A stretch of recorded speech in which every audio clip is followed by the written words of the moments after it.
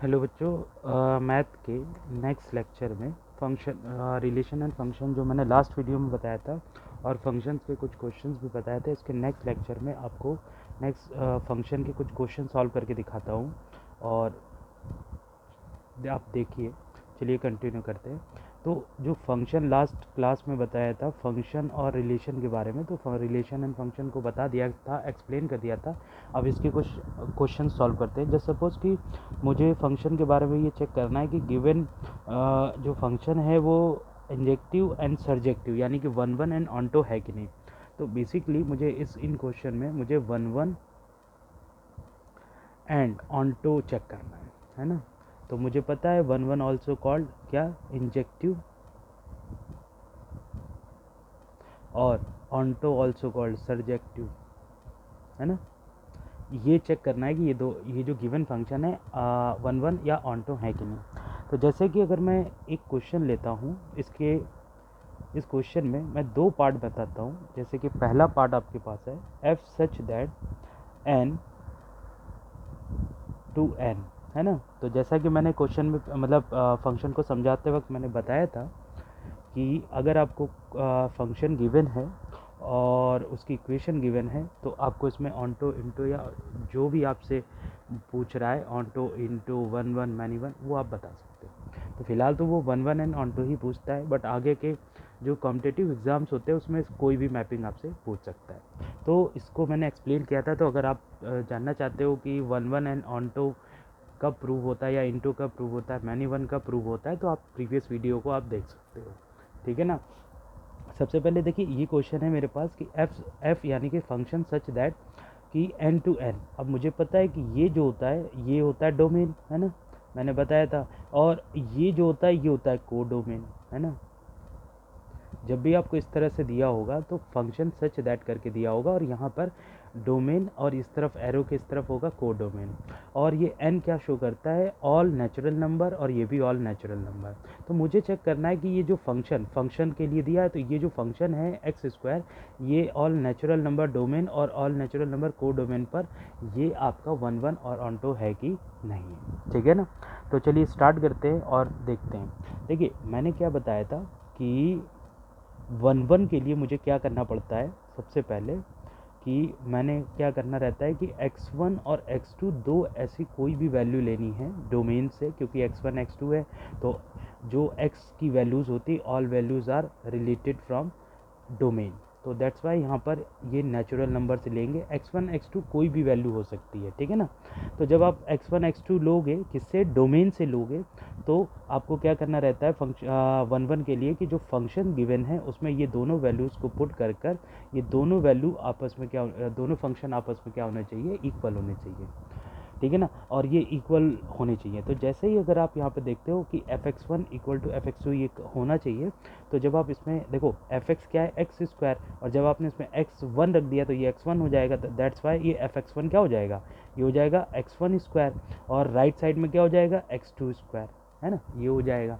अब अगर आप यहाँ से देखोगे कि x1 इक्वल कितना आ जाएगा, देखो ये स्क्वायर उधर जाएगा, स्क्वायर उधर जाएगा, तो अंडर रूट x2 स्क्वायर हो जाएगा। और अगर आप इसको देखोगे तो अंडर रूट के बाहर आपके पास जो भी देखिए ये स्क्वायर है, x2 का स्क्वायर है, तो अंडर रूट के बाहर जो आता है वो एक प्लस में और एक माइनस में आता है। दैट इज़ x2 जो आएगा वो आपका क्या आ जाएगा, मतलब x1 जो आएगा x2 के टर्म में क्या आ जाएगा, वो आ जाएगा प्लस माइनस x2। ठीक है। देखिए वन वन के लिए कंडीशन क्या होनी चाहिए कि जब आप दोनों वैल्यू को रख कर जब फंक्शन को इक्वल करते हो तो फाइनल आउटपुट आपका क्या आना चाहिए कि x1 इक्वल x2 आना चाहिए। अगर ये x1 इक्वल x2 आ रहा है, अगर आपने फंक्शन को इक्वल कर दिया है और आपका क्या है जो ये पॉइंट ले रखे थे ये भी अगर इक्वल आ जाते हैं तो ये वन वन हो जाएगा।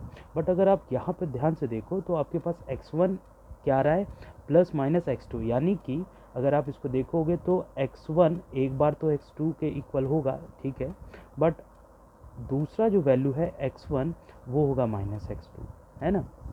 तो ये तो इक्वल होंगे नहीं, ठीक है ना, क्योंकि ये माइनस है, क्योंकि इक्वल तो तभी होगा ना जब बोथ साइड पॉजिटिव होना चाहिए। और जैसा कि इसमें है तो ये इक्वल हो सकता है बट ये इक्वल नहीं होगा। तो अगर ये इक्वल नहीं होगा तो इसका मतलब ये वन वन नहीं होना चाहिए, है ना, ये वन वन नहीं होना चाहिए। बट ऐसा नहीं है, ये वन वन होगा।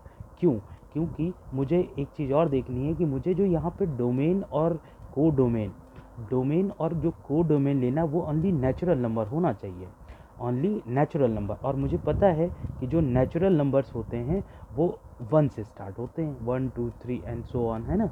उसमें कोई भी नेगेटिव वैल्यू नहीं होती है ना, नेचुरल नंबर में कोई भी नेगेटिव वैल्यू नहीं होती है। तो और जो हमारा आउटपुट आ रहा है उसमें देखो नेगेटिव वैल्यू आ रही है ना, क्या आ रहा है, नेगेटिव वैल्यू आ रहा है। तो दैट्स वाई हम ये तो लेना ही नहीं है ना, इसको तो हमको पिक ही नहीं करना है, तो हमको ओनली ये पिक करना है x1 इक्वल्स x2, ठीक है ना। तो इसलिए ये हमारा क्या हो जाएगा, fx1 इक्वल्स fx2 पर ये क्या हो जाएगा, x1 equal x2, that is ये 1 1 हो जाएगा। अब देखो ये तो मैंने क्या किया, वेरिएबल के टर्म्स मैंने आपको समझा दिया। अब अगर इसी तरह से अगर मैं इसमें वेरिएबल ना लूँ, कोई नंबर ले लूँ, जस्ट सपोज कोई नंबर पिक कर लूँ, तो उससे क्या होगा, तो आप देख सकते हो कि ये उसमें वैल्यू आएगी कि नहीं, है ना। तो आप नेचुरल नंबर से, अगर आप ध्यान से देखो कि आप कोई भी नेचुरल नंबर पिक कर लो, जस्ट सपोज ये हमारे पास n है और ये भी n होगा, तो नेचुरल नंबर में जस्ट सपोज मैंने क्या ले लिया कि x1 क्या ले लिया, ये 1 ले लिया, ठीक है ना।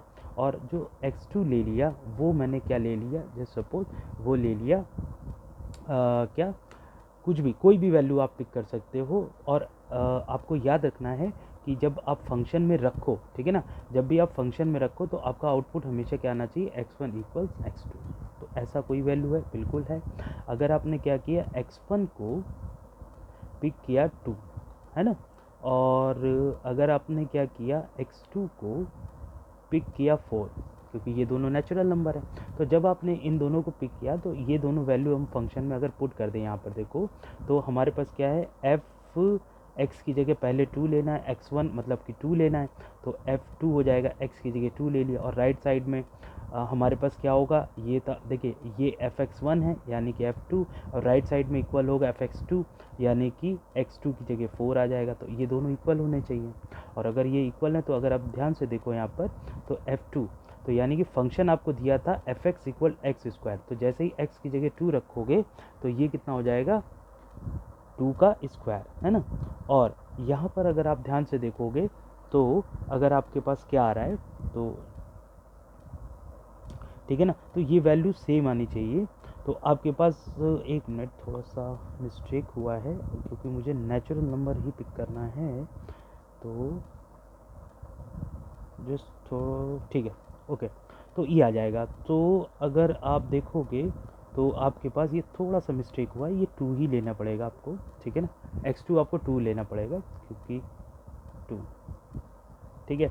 तो f2 देखो ये इक्वल ये होना चाहिए, तो इसलिए जैसे आपने फंक्शन में ये दोनों वैल्यू रख दी तो ये हो जाएगा 2 का स्क्वायर, है ना। तो अगर आप ध्यान से देखोगे, क्योंकि दोनों ही नेचुरल नंबर हैं, तो अगर आप यहाँ से देखोगे तो आपके पास क्या होगा कि ये स्क्वायर उधर जाएगा, तो वहाँ से आपके पास प्लस माइनस का 2 आएगा, जिसमें से आपको प्लस का 2 लेना है, माइनस का नहीं लेना है, जैसा कि मैंने यहाँ पर आपको समझाया है। तो आप देख सकते हो, अगर नंबर वाइज अगर आप लेना चाहते हो तो आपके पास क्या आता है, देखो कि x1 को 2 ले लिया, देन x2 को 2 ले लिया, और जब फंक्शन में रखा, ये दोनों फंक्शन इक्वल है, तो इनके आउटपुट यानी कि x1 x2 भी आपके क्या आने चाहिए, इक्वल आने चाहिए, ठीक है ना। तो ऐसा आप कर सकते हो। तो यहाँ पर ये जो x1 x2 है, ठीक है ना, आप इसको चाहो तो बाद में भी कंसीडर कर सकते हो, कोई बात नहीं, क्योंकि ये देखो फाइनली आपके पास 2 आएगा, क्योंकि अगर आप पहले ये रख दोगे तो आपके पास फंक्शन इक्वल आना चाहिए, और फंक्शन आप देखोगे इक्वल आएगा। आप उसका रिवर्स भी कर सकते हो, यानी कि पहले ये दोनों वैल्यू ले लिया, फंक्शन को इक्वल कर दिया, तब भी ठीक है, क्योंकि देखो फंक्शन आपके पास क्या आ जाएगा, 2 का स्क्वायर 4 और इधर भी 4, तो ये भी ठीक है। या तो आप क्या करो, फंक्शन में वैल्यू पुट कर जो वैल्यू पुट की है वो दोनों इक्वल ला दो, तो दोनों ही केस सेम होगा, इसमें ऐसा कोई भी प्रॉब्लम नहीं है ना। तो इसलिए हमारे पास ये जो होगा ये 1 1 होगा, ठीक है। अब इसी तरह से अगर मैं ऑन टू को चेक करूँ, है ना, इसी तरह से अगर मैं ऑन टू को चेक करूँ, यानी कि ये 1 1 तो है, अब मुझे ऑन टू चेक करना है, ठीक है। गिवन फंक्शन क्या है, 1 1 है, ठीक है, 1 1 या फिर इंजेक्टिव है ना, इसको इंजेक्टिव भी बोल सकते हैं।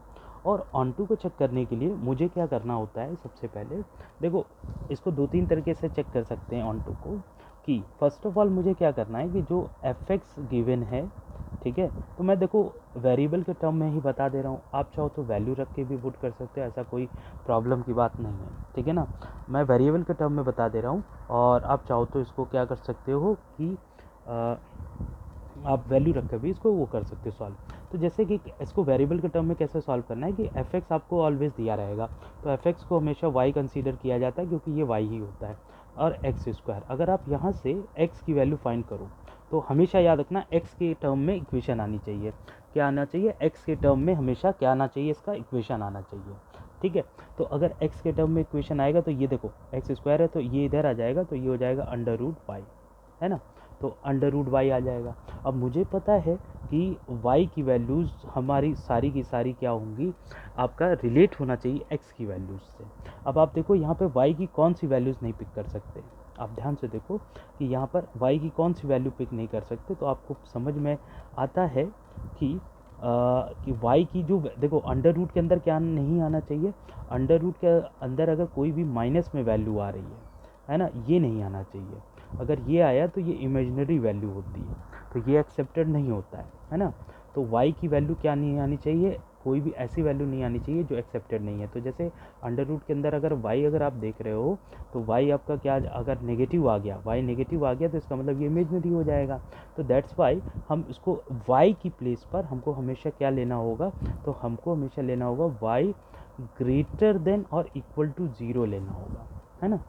तो y की वैल्यू मुझे क्या लेनी होगी, ग्रेटर देन और इक्वल टू 0 लेनी होगी, उससे नेगेटिव वैल्यू नहीं ले सकते। अगर नेगेटिव वैल्यू ले लिया तो देखो इमेजनरी आ जाएगा। और अगर ऐसा है कि y की वैल्यू 0 से पॉजिटिव वैल्यू लेनी है, जबकि अगर आप यहाँ पे देखोगे तो एक चीज़ आपको समझ में आएगा कि जो हमारे पास आउटपुट जो को डोमेन की बात कर रहा है, ध्यान से देखो, जो को डोमेन की बात कर रहा है वो हमारा क्या है, वो है नेचुरल नंबर, ठीक है ना। हमारे पास क्या है, नेचुरल नंबर, ठीक है। तो अगर आपके पास को डोमेन नेचुरल नंबर है तो आपको एक चीज़ याद रखना है कि ऑन्टो के लिए जो रेंज होता है, रेंज वो ऑलवेज इक्वल होना चाहिए को डोमेन के लिए, मैंने पीछे भी बताया था। तो ये को डोमेन के इक्वल होना चाहिए, है ना, रेंज इक्वल होना चाहिए को डोमेन के।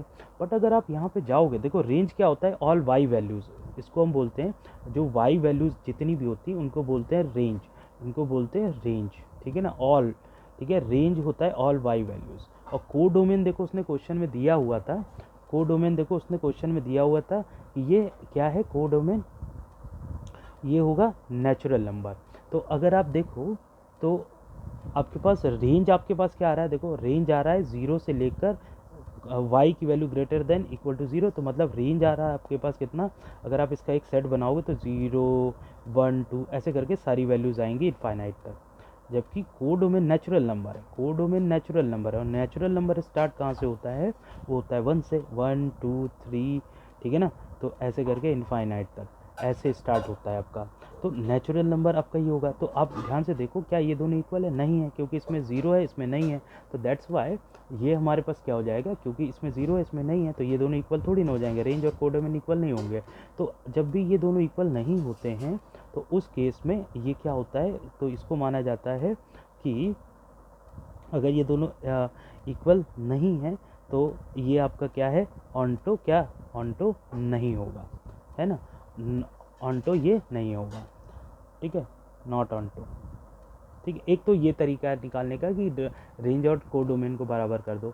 दूसरा तरीका ये होता है कि जो भी फंक्शन हमारे पास आया था, हमारे पास जो देखो क्या आया था कि हमारे पास x की वैल्यू आई थी ये, है ना, x की वैल्यू क्या आई थी ये।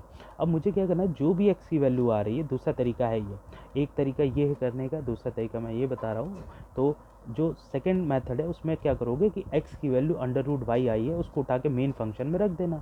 तो अगर आप मेन फंक्शन में x की वैल्यू क्या रख रहे हो, अंडर रूट वाई, जहाँ पर x है वहाँ पर अंडर रूट वाई रख देना।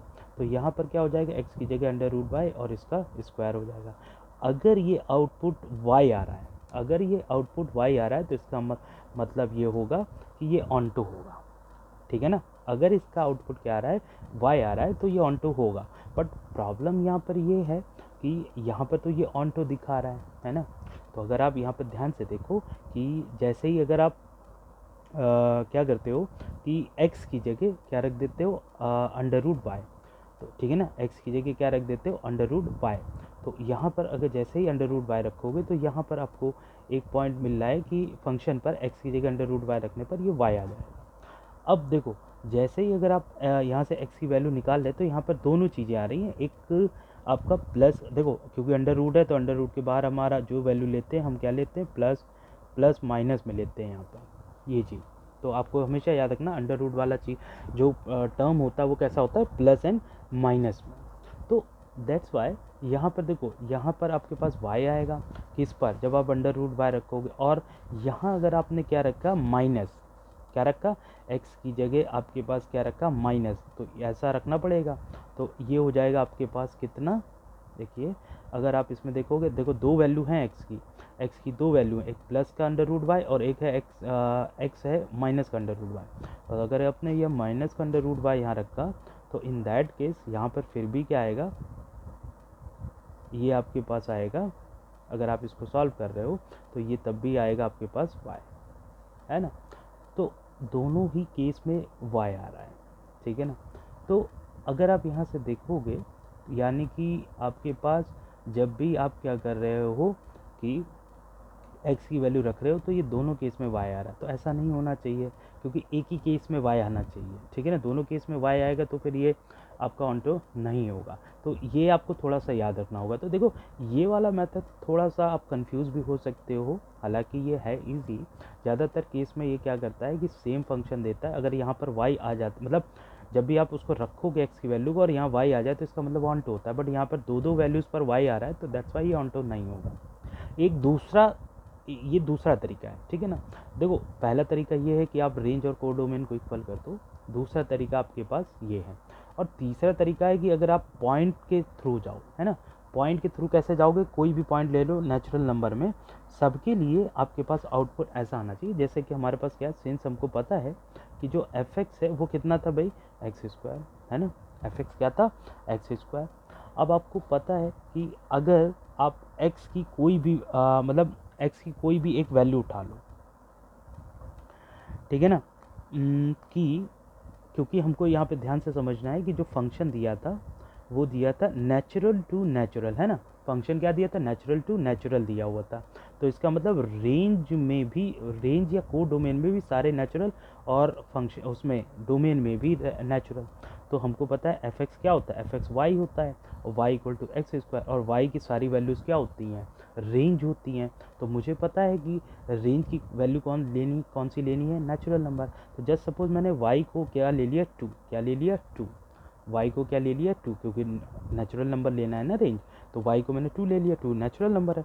तो आप एक चीज़ बताओ कि एक्स स्क्वायर, ठीक है ना, 2 इक्वल एक्स स्क्वायर हो जाएगा। तो क्या x की ऐसी कोई वैल्यू होगी जिसके लिए स्क्वायर करने पर ये 2 होगा, बोथ साइड इक्वल होंगे, ऐसा तो कोई वैल्यू नहीं है, सीधी सी बात है। अगर आप y की वैल्यू 2 ले रहे हो और इस फंक्शन में रख रहे हो, ध्यान से समझो, इसको इस फंक्शन में रख रहे हो और देखोगे कि x की कौन सी वैल्यू ऐसी होगी नेचुरल जो कि यहाँ रखने पर दोनों साइड इक्वल होगा, तो ऐसा कोई वैल्यू नहीं होगा, है ना। तो ऐसा कोई वैल्यू नहीं, क्योंकि 1 रखोगे तो 1 का स्क्वायर 1 आ जाएगा, 2 रखोगे तो ये 4 आ जाएगा। तो इन दैट केस अगर मान लो 2 रख दिया तो ये 4 इक्वल के थोड़ी ना होगा। तो इसका मतलब ये है कि x की कोई भी ऐसी वैल्यू नहीं है जिसके लिए y 2 आ रहा है ना। जबकि ऑन्टो में क्या कहता है कि ऑन्टो में x और y की एक, मतलब x और y की सारी वैल्यू होनी चाहिए एक दूसरे से, मतलब जितनी भी वैल्यू है एक दूसरे से रिलेट होनी चाहिए। इस तरह से ऐसा कोई भी वैल्यू नहीं होना चाहिए जो छूट जाए। तो इसलिए y के 2 के लिए, देखो y की वैल्यू 2 के लिए हमारा x का कोई भी एक ऐसा वैल्यू नहीं मिल रहा जो 2 से रिलेट करेगा। तो जब भी ऐसा कोई वैल्यू छूट जाता है जिसमें कि x की वैल्यू पॉसिबल नहीं है, तो ये भी आपका किसको शो करता है, ये भी आपका शो करता है ऑन्टो को। तो ये 3 तरीके हैं जिसके थ्रू आप जा सकते हो ऑन्टो को प्रूव करना है, ठीक है ना। तो मैं तो ऑलवेज ज़्यादातर जो प्रेफर करता हूँ वो यही है, फर्स्ट वाला, जिसमें मैं रेंज और को डोमेन को इक्वल कर देता हूँ। सेकंड भी प्रेफर करता हूँ, बट सेकंड में समटाइम्स आप कंफ्यूज भी हो सकते हो, तो दैट्स वाई वहाँ पर उसको कम ही अप्लाई करिए तो ज़्यादा अच्छा है। चलिए नेक्स्ट क्वेश्चन की तरफ बढ़ते हैं। नेक्स्ट जो क्वेश्चन है हमारा, ये पेपर में काफ़ी पूछा जाता है, ठीक है ना, तो आप इसको कर सकते हो, ठीक है। देखो अब यहाँ पर अगर आप देखो एक क्वेश्चन आता है कि आपसे क्वेश्चन पूछता है कि आपके पास जो फंक्शन दिया है वो क्या दिया है, वो दिया है ग्रेटेस्ट इंटीजर। ठीक है, इसका क्वेश्चन पूछता है कि ग्रेटेस्ट इंटीजर, ये जो है ये ग्रेटेस्ट इंटीजर है ना। देखिए, ग्रेटेस्ट इंटीजर फंक्शन के बारे में अगर आपको जानना है तो आप कमेंट कर सकते हो और मैं उसको डिटेल में बता दूंगा। तो देखिए, अगर आपके पास ग्रेटेस्ट इंटीजर फंक्शन है, इसकी एक खूबी होती है कि अगर आप x की जगह कोई भी डेसिमल वैल्यू ले लो, जैसे 0.1 रख दिया या फिर मैंने 0.9 रख दिया या कुछ भी रख दिया, 0 पॉइंट मैंने मान लो कि 6 रख दिया, तो हमेशा याद रखो अगर ये पॉजिटिव वैल्यूज़ हैं तो इनका आउटपुट डेसिमल से पहले वाला वैल्यू आता है हमेशा। तो इनका आउटपुट हमेशा डेसिमल से पहले वाला वैल्यू आता है। इट मीन्स कि इन तीनों का आउटपुट क्या आएगा, 0। इसी तरह से अगर नेगेटिव है यही वैल्यू, जस्ट सपोज कि नेगेटिव में ये है, ठीक है ना, इसको भी मैंने नेगेटिव ले लिया, ठीक है ना। तो नेगेटिव में ये पॉइंट होता है कि ये जो वैल्यूज़ हैं डेसिमल से पहले जो वैल्यू है, डेसिमल से पहले जो वैल्यू है यानी कि 0 उससे एक बढ़ कर आएगा, तो इसलिए उसमें नेगेटिव माइनस आएगा। तो इन सभी की वैल्यू क्या हो जाएगी, कैसी हो जाएगी, पॉजिटिव में 0 और नेगेटिव में -1। ठीक है, तो ये इसलिए देखिए, आप यहाँ पे देख ही रहे होंगे कि अगर आप सारे पॉइंट ले रहे हो तो उसमें देखो कि सारे अलग अलग पॉइंट के लिए एक ही आंसर आएगा। तो ये तो यहीं से दिख रहा है कि कहीं ना कहीं कुछ गड़बड़ होगी 1 ऑन 2 में, है ना। तो चलिए स्टार्ट करते देखते हैं। और ये ग्रेटेस्ट इंटीजर फंक्शन मैंने जो लिया है ये किस पर होना चाहिए, रियल टू रियल पर, है ना। तो यहाँ पे डोमेन भी रियल और को डोमेन भी रियल होना चाहिए। चलिए देखते हैं सबसे पहले हम क्या 1 है कि नहीं। तो इसको तो सिंपल आप वैल्यू रख के भी सॉल्व कर सकते हो, जैसे मैंने यहाँ पे वैल्यू रखा उसके अकॉर्डिंग, है ना। तो अब आप ध्यान से देखो, ये जो मैंने वैल्यू ली है इसी को मैं यहाँ पे रखता हूँ 1 देखो मैंने कौन सी वैल्यू ली थी, जैसे 0.1 लिया, 0.9 लिया। तो फंक्शन में अगर मैं 0.1 रखता हूँ और 0.9 रखता हूँ, है ना, ठीक, 0.1 और 0.9 रखता हूँ, इन दोनों का आउटपुट क्या आता है, देखो हमेशा 0। तो इसका भी 0 आएगा, इसका भी 0 आएगा। तो देखो फंक्शन तो इक्वल है। क्या ये जो x1 और x2 रखा है मैंने, x1 है 0.1 और x2 है इतना, तो क्या ये इक्वल है, x1 does not equal to x, दिख ही रहा है, क्योंकि हमारे पास 0.1 इक्वल नहीं होगा 0.9 के। तो अगर ये इक्वल नहीं है, फंक्शन इक्वल है बट इसका आउटपुट जो इनपुट रखा था यानी कि x1 x2 डोमेन ये इक्वल नहीं है, तो ये क्या होगा, नो 1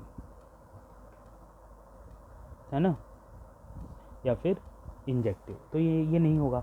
अब इसी सिमिलर वे में ऑन्टो को अगर मैं देखूं, चेक करूं, तो ऑन्टो में मेरे पास क्या होगा कि ऐसा कौन सा वैल्यू है जिसको मतलब मैं रखूं तो दोनों साइड आपका फॉलो नहीं करना चाहिए, जैसा कि मैंने प्रीवियस वीडियो में आपको थोड़ा सा प्रीवियस क्वेश्चन में आपको बता रखा है। देखो अगर मैंने क्या किया, 1 तो ये नहीं है, ठीक है। अगर मैंने यहाँ पर एक वैल्यू ले ली और वो वैल्यू क्या है, मुझे पता है कि फंक्शन क्या है, f(x) है ग्रेटेस्ट इंटीजर, सीधी सी बात है, ये ग्रेटेस्ट इंटीजर है ना, तो ग्रेटेस्ट इंटीजर है। और अगर मैंने f(x) की वैल्यू क्या ले लिया, क्योंकि रियल नंबर है, रियल में कुछ भी ले लो, डेसिमल भी आता है, तो 0 पॉइंट मान लो कि 7 ले लिया मैंने, क्या ले लिया, f(x) ले लिया 0.7। तो अगर मैंने f(x) 0.7 ले लिया तो यहाँ पे f(x) की जगह 0.7 रखा। तो अगर आप बताओ ग्रेटेस्ट इंटीजर में x की जगह ऐसा कौन सा वैल्यू रखें कि बोथ साइड इक्वल हो जाए, तो ऐसा कोई वैल्यू होता नहीं, क्योंकि जैसे ही अगर आप मान लो यहाँ पे x की जगह 0.7 भी रख दोगे, क्योंकि यहाँ पर x की जगह भी आप रियल वैल्यू ले सकते हो, तो अगर आपने 0.7 भी रख दिया यहाँ पर, तो ये आउटपुट मैंने बताया था ना कितना आ जाएगा, 0। और आपको पता है कि 0.7 डज नॉट इक्वल टू 0। तो आप देख रहे हो y की वैल्यू जो है, कम से कम एक वैल्यू, ऐसे बहुत सारी वैल्यू होंगी, कम से कम एक वैल्यू के लिए आपका जो x का वैल्यू है इसको इक्वल नहीं कर रहा है ना। तो इसको इक्वल नहीं कर रहा है। तो जैसे आपने y की वैल्यू 0.7 ली, तो x की कोई भी ऐसी वैल्यू नहीं है जो कि बोथ साइड इक्वल हो जाए। जब तक बोथ साइड इक्वल नहीं होंगे तब तक ये ऑन्टो नहीं होगा। तो यानी कि x की ऐसी कोई भी वैल्यू नहीं है जो y की इक्वल हो पाए, है ना। तो अगर ऐसा है कि बोथ साइड इक्वल नहीं हो रहा है, तो y मैंने 0.7 लिया और यहाँ पर मैंने x को 0.7 लिया, तो ये 0 आ गया, तो और ये दोनों इक्वल थोड़ी ना होंगे। और जब तक दोनों इक्वल नहीं होंगे तब तक ये ऑन्टो नहीं होगा। तो इसका मतलब ये क्या है, नॉट ऑन्टो, है ना। तो ये ऑन्टो नहीं होगा, ठीक है। अब देखो ऑन्टोनो के लिए जैसा मैंने बताया था ना कि आपका रेंज इक्वल टू कोडोमेन होना चाहिए। आप देखो यहाँ पर जितना भी x की वैल्यू रख दो, है ना, इसको ऐसे भी कर सकते हो, मैंने जैसे बताया था कि रेंज जो होता है वो इक्वल टू कोडोमेन होना चाहिए, है ना।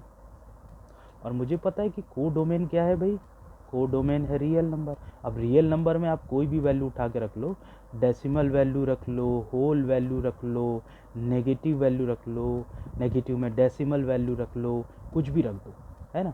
तो कोडोमेन तो ये सारी वैल्यू होंगी, बट रेंज में अगर आप ध्यान से देखो, रेंज तो तब मिलेगा ना, रेंज कब नहीं मिलेगा, क्योंकि एफ एक्स हमारे पास था कितना, ग्रेटेस्ट इंटीजर एक्स।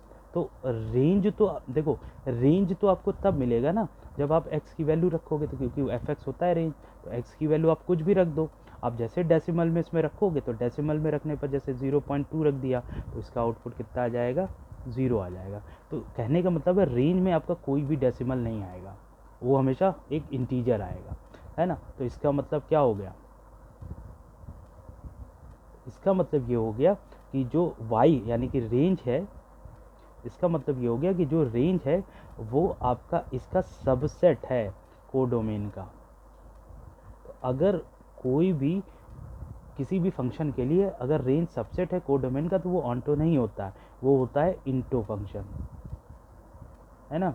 तो ये होगा इंटो फंक्शन। समझ में आई बात, ठीक है ना। तो आई होप ये आपको क्वेश्चन समझ में आए होंगे और मेथड भी समझ में आया होगा कि किस तरह से इसको सॉल्व किया जा सकता है। तो इसी तरह से आप क्वेश्चन करते रहिए, ठीक है ना। अगर कोई कन्फ्यूजन है, कोई डाउट है तो आप इसको पूछते रहिए, ठीक है ना। Thank you.